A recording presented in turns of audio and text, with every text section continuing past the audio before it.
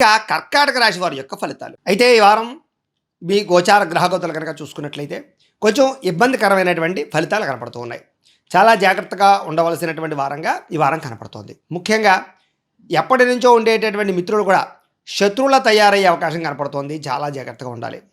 అయితే డబ్బుల విషయంలో కూడా అంతే.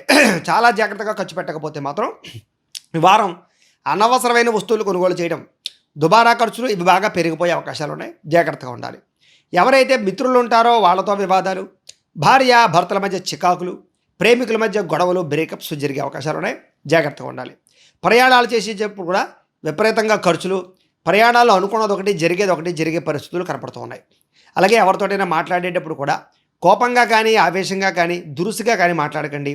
ప్రేమగా మాట్లాడండి. మీకు పనులు పూర్తవుతాయి.